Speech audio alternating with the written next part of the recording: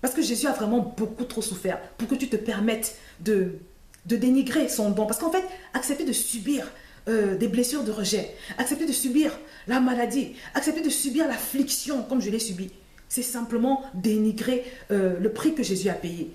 Je voudrais te dire que si aujourd'hui, tu es en train de souffrir de quelque façon que ce soit, et que tu acceptes de souffrir sans rien faire, sans rappeler à cette souffrance qu'elle est illégale dans ta vie, sans rappeler à cette souffrance que Jésus a déjà payé le prix, ça veut dire que tu es en train de te faire voler.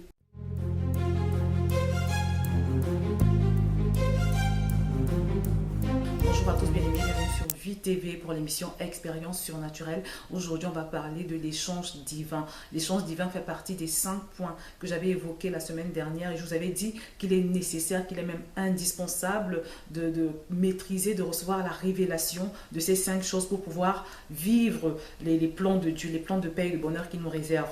Et ces 5 points étaient notamment l'échange divin qu'on va voir aujourd'hui, le fait que à ta nouvelle naissance, tu es devenu une nouvelle création, un être nouveau. Tu es également devenu un fils de Dieu. La troisième chose à savoir était que Dieu est venu habiter en toi dans toute sa gloire. Et enfin, tu appartiens désormais à un nouveau royaume, un nouveau gouvernement. Donc aujourd'hui, on va parler du premier point qui est celui de l'échange divin. Parce que quand Jésus est allé à la croix, ce que chacun de nous, chaque enfant de Dieu qui a accepté Jésus doit savoir, c'est que à la croix de Golgotha, il s'est passé quelque chose de prodigieux, quelque chose d'extraordinaire qui doit absolument impacter nos vies. Donc aujourd'hui, je voudrais avant toute chose commencer par partager mon témoignage. Je voudrais vous dire comment personnellement je suis passée de l'information à la révélation. Comme je vous avais dit, pour ceux qui ont regardé la dernière vidéo, la plupart des chrétiens savent que Jésus est allé à la croix pour nos péchés.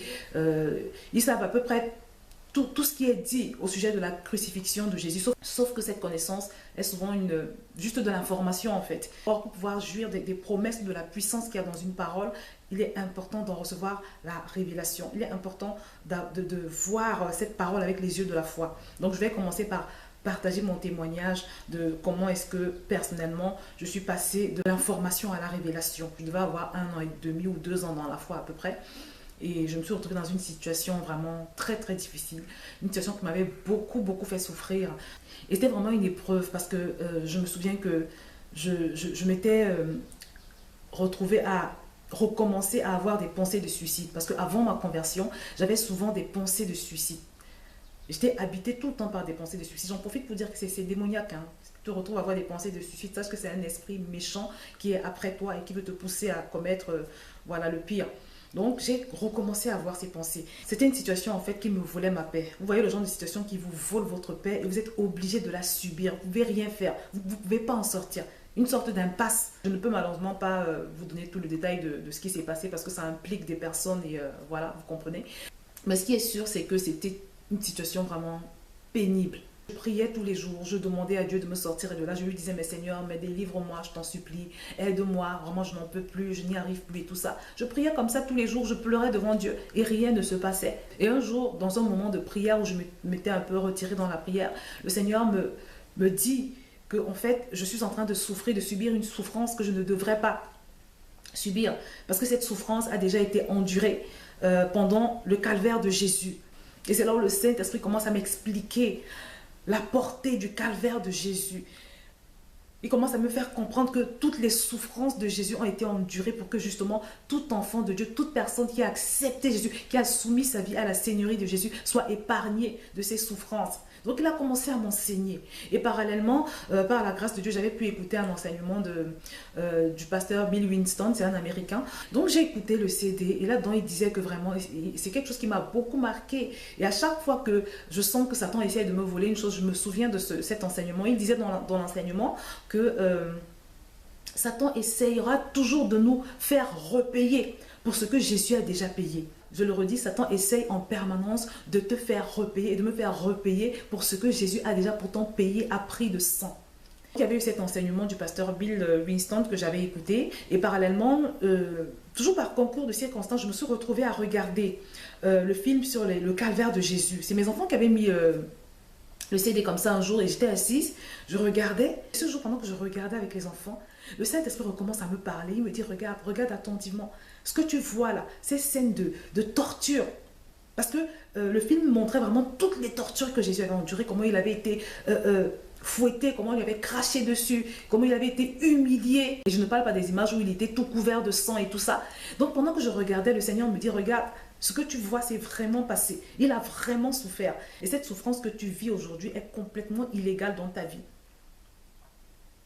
Donc c'est comme ça que petit à petit, mes yeux ont commencé à s'ouvrir. J'ai réalisé que, mais en réalité, je ne devrais pas souffrir. Et c'est là où je suis allée dans la parole de Dieu et j'ai rassemblé tous les versets qui parlaient du calvaire de Jésus. Et parmi tous les versets que j'avais rassemblés, il y en avait un qui avait attiré mon attention. Vous savez, Ésaïe 53, 5 qui dit « Le châtiment qui nous donne la paix est tombé sur Jésus ». Et là, je me suis dit, voilà, ce verset me concerne. Parce que comme je vous l'ai dit, la situation, c'était une situation qui me volait ma paix. C'était une situation qui me privait de paix. Donc j'ai saisi cette parole et j'ai commencé à la proclamer. J'ai commencé à travailler spirituellement. J'ai commencé à m'imprégner. J'ai commencé à réaliser petit à petit la puissance de ce calvaire, de cet échange. Et plus que jamais, j'ai pris conscience aussi que j'étais en train de me faire voler. J'ai pris conscience que cette situation qui me volait la paix était en fait une situation complètement illégale dans ma vie. Et comme je vous l'ai dit, j'ai commencé à proclamer ce verset. Le châtiment qui me donne la paix est tombé sur Jésus. Le châtiment qui me donne la paix est tombé sur Jésus. J'avais même affiché le verset en question sur tous les murs de ma maison. Donc quand les gens venaient chez moi, on me disaient, mais pourquoi, c'est quoi ce verset que tu affiches partout?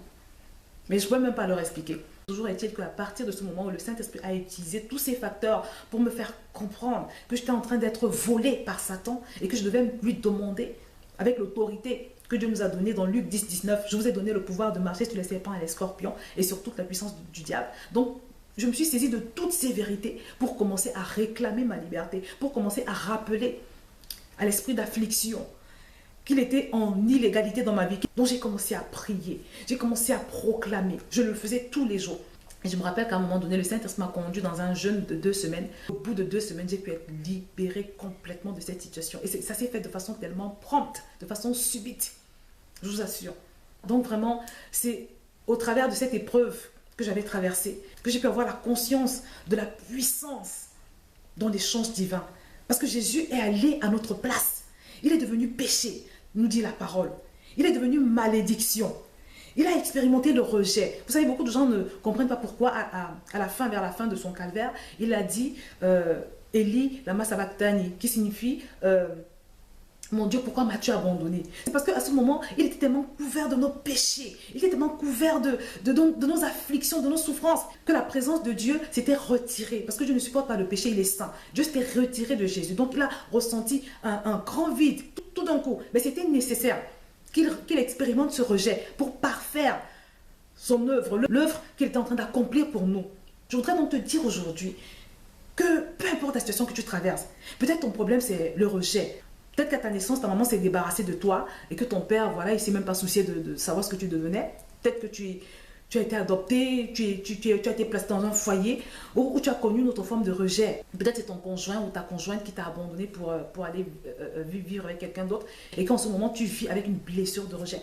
Je voudrais te dire que si tu es dans ce cas, par exemple, tu es en train de te faire voler. Parce que n'oublie pas ce que je t'ai dit. À chaque fois que tu subis une chose que Jésus a déjà subi à la croix, tu es en train de te faire voler. Peut-être dans ton cas, c'est une malédiction. Peut-être tout le monde dans la famille a une maladie. Il y a des familles comme ça où tout le monde a la même maladie. C'est depuis l'arrière-grand-père, l'arrière-grand-père. Tout le monde souffre de la maladie. Ou bien, c'est peut-être pas une maladie, c'est un caractère qui n'est pas normal. Il y a des gens qui sont colériques de père en fils. Tout le monde est extrêmement colérique. C'est une colère qui est vraiment problématique dans la mesure où ça fait que ces personnes se font remarquer partout. C'est des colères qui ne sont pas normales en fait. Là aussi, je voudrais te dire que si c'est ton cas, peut-être ce n'est pas la colère, peut-être c'est autre chose. Et si tu sens qu'il y a une chose comme ça dans ta famille qui est en train de t'affecter, sache que là également, tu es en train de te faire voler. Peut-être que tu es malade. La parole de Dieu nous dit que par ses meurtrissures, nous sommes guéris. Que c'est pour nos maladies justement que Jésus est allé à la croix, entre autres. Je voudrais donc t'inviter aujourd'hui à aller dans la prière, comme je l'ai fait il y a cela plusieurs années. Je ne sais pas quelle est la situation que tu traverses, mais je voudrais te dire d'arrêter de te faire voler. Parce que c'est une chose de souffrir, mais c'est autre chose de se battre dans la situation qu'on vit.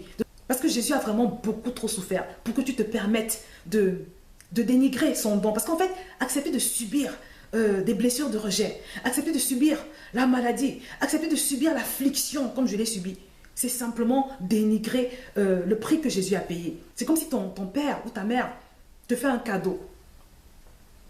Et encore que dans le cas que je vais citer, ce n'est pas pareil, parce que Jésus, ce n'était pas simplement un cadeau, c'était un don, il s'est donné lui-même. Il a beaucoup souffert, il a été torturé. Mais imaginons que ta maman ou ton papa te fasse un cadeau. Il va dans un magasin et puis il t'achète un objet très cher, un objet de valeur. Il achète et puis il le réserve en fait. Et ensuite, il te remet la facture. Et maintenant, il faut que tu ailles récupérer. Et au moment de récupérer, on te demande de repayer. Imaginons peut-être que c'est un diamant qui a coûté, je ne sais pas, on va dire 3 000 euros. Tu arrives au magasin et puis on te demande de repayer les 3 000 euros pour pouvoir entrer en possession du diamant, du bijou en question. Et toi, tu repayes. Tu acceptes de repayer. Avec beaucoup de douleur, mais tu repayes. Je voudrais te dire que si aujourd'hui, tu es en train de souffrir de quelque façon que ce soit, et que tu acceptes de souffrir sans rien faire, sans rappeler à cette souffrance qu'elle est illégale dans ta vie, sans rappeler à cette souffrance que Jésus a déjà payé le prix, ça veut dire que tu es en train de te faire voler. Tu es comme celui dont le Père a payé pour l'objet de valeur, et qui accepte de repayer. Prends la décision aujourd'hui d'arrêter de souffrir. Prends la décision aujourd'hui de jouir de ton héritage. Parce que ton héritage, c'est un héritage de liberté, c'est un héritage de vie, c'est un héritage de paix, c'est un héritage de santé, c'est un héritage de gloire, c'est un héritage d'abondance, c'est un héritage de richesse. Prends du temps devant le Seigneur. Et je voudrais insister sur ce fait. Prends le temps également de regarder ce film, le film de la crucifixion de Jésus.